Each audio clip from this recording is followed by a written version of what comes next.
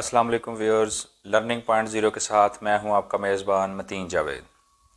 Viewers, आज हम बात करेंगे हेयर एंड टर्टाइज के थर्ड रेस के बारे में कि एक पहली रेस तो कछुआ जीत गया। उसने स्वॉट एनालिसिस किया, उसकी वीकनेसेस को फाइंड आउट किया, अपनी स्ट्रेंथ को फाइंड आउट किया और उसने अपॉर्चुनिटी जो थी वो अवेल की।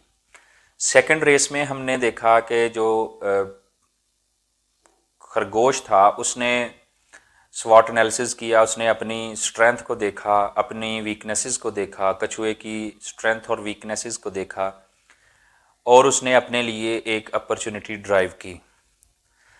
अब जब हम बात करते हैं कि तीसरी रेस की, तो अब क्या होने वाला है, तो व्यूअर्स कछुआ जो है वो एक बार फिर अपना पेंसिल और कागज़ लेके बैठ जाता है। कहता है जी मैं फिर स्वॉट एनालिसिस करूँगा, रीअसेस करूँगा, चीज़ों को दोबारा नए सिरे से देखूँगा। तो जब वो नए सिरे से देखता है तो वो उसको एक खामी नज़र आती है जो कि वीकनेस होती है खरगोश की। तो उस खामी को अवेल करते हुए, यानी उस खामी में उसको अपनी अपॉर्चुनिटी नज़र आती है कि अगर ये वाली मैं उसकी खामी पकड़ लूँ तो यकीनन मैं उससे रेस जो है वो जीत सकता हूँ। तो व्यूअर्स उसने फिर खरगोश को चैलेंज किया और उसने कहा कि आए तीसरा राउंड करते हैं और फिर देखते हैं कि कौन जो है वो विनर बनता है। अब चूंकि खरगोश को पता था सारी चीज़ों का, वो भी स्वॉट एनालिसिस करके बैठा हुआ था।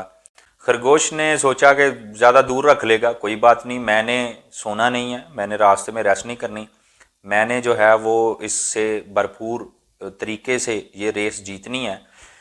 तो कछुए ने जो है वो विनिंग लाइन डिसाइड कर ली और विनिंग लाइन में उसने कुछ हिस्सा जो था वो खुश्की का रखा और कुछ हिस्सा जो था वो पानी वाला रखा। यानी पानी, एक नदी रास्ते में आती थी और उसको गुजर कर जाना था।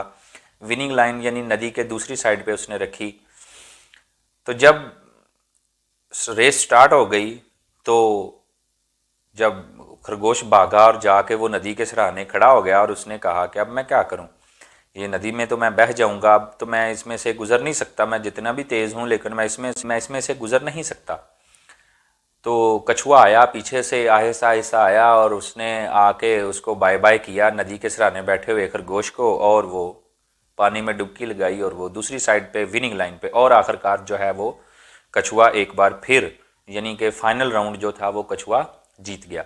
तो हमें इस स्टोरी से जो मॉरल लेसन्स मिलते हैं वो हमें मिलते हैं कि you have to change according to the situation, according to time. Time to time हमें चेंज होना पड़ता है और हमें चेंज होना पड़ेगा।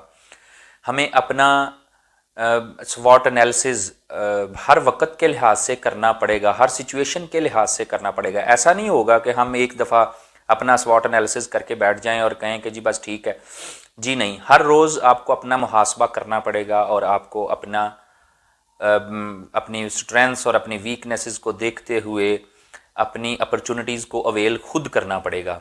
अदरवाइज़ बहुत सारे खरगोश इस दुनिया में बैठे हुए हैं जो कि आपको बहुत पीछे छोड़ जाएंगे और शायद आपको फिर मौका ना मिले कि वो कब सोएं और कब आप जो है वो आगे गुजरें। इसलिए डिटर्मिनेशन बहुत ज़रूरी है। डिटर्मिनेशन के साथ साथ आपके पास एक स्मार्ट माइंड भी होना चाहिए, स्मार्ट जहन भी होना चाहिए, और वो स्मार्ट जहन आप अपना एनालिसिस करने के बाद जो है वो कैलकुलेट